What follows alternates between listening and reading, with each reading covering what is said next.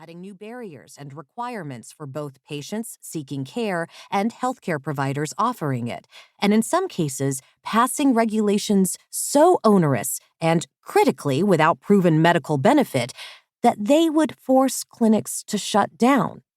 The laws were challenges. State lawmakers were daring the Supreme Court to weaken Roe and to someday overturn it. The eventual evisceration of Roe is perhaps one of the Tea Party's greatest successes and most potent legacies. Then came 2016, when Donald Trump was elected to the White House after campaigning in no small part on a promise to appoint Supreme Court justices who would vote to undo Roe. Candidate Trump had even argued that there must be some form of punishment for the people who sought to end their pregnancies, a statement more overtly threatening than what major anti-abortion activists had previously said out loud. Trump's election was a turning point in the nation's history and was arguably the last nail in the coffin, leading to Roe's demise. Yet despite all the evidence illustrating where we must be heading, it remained difficult to truly fathom that the United States would soon enter a world without abortion rights, let alone internalize what that meant. The right to end a pregnancy is at least as old as the country itself.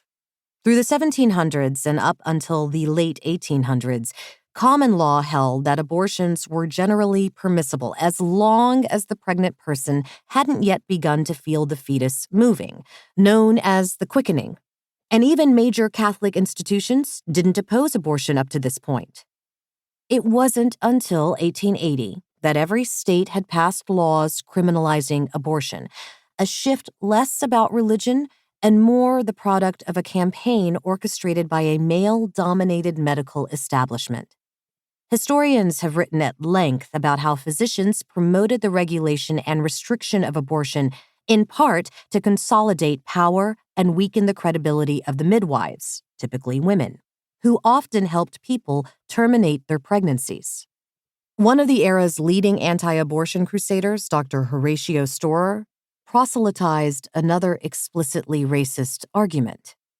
Banning abortion was necessary to ensure that white Anglo-Saxon Protestant women kept giving birth in order to prevent American demographics from shifting to become too Irish, too Italian, too Jewish, or too Black.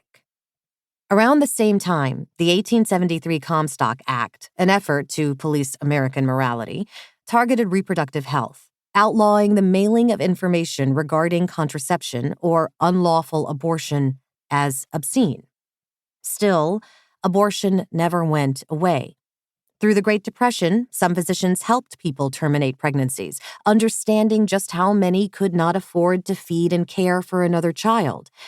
A small number of physicians even began to argue for the first time that abortion should be made explicitly legal, reflecting a new understanding that economic well-being influenced one's health, and that abortion access shaped both. But illegal abortions remained a public health concern. 2,700 pregnancy-related deaths, or nearly 1 out of every 5 recorded in 1930, were because of illegal abortion. The figure fell to just under 1,700 by 1940, largely because of the advent of antibiotics.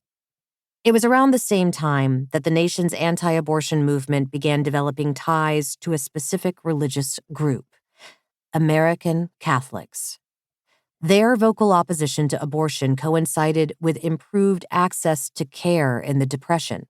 Religious leaders wrote frequently that access to abortion would weaken the nation's moral character, including in periodicals circulated among Catholic physicians. When in the late 1950s and early 1960s, state legislatures first began to consider passing laws that might loosen abortion restrictions, Catholic organizers entered the nation's political battle over the procedure, campaigning effectively for even that brief period to weaken or prevent states' efforts to allow at least some form of access. White evangelical Protestants, who are now a major voice in anti-abortion politics, came to the movement later. Starting in the 1960s, evangelicals began to organize against abortion and were vocal in their opposition to the practice, with leaders like the televangelist Billy Graham describing abortion as an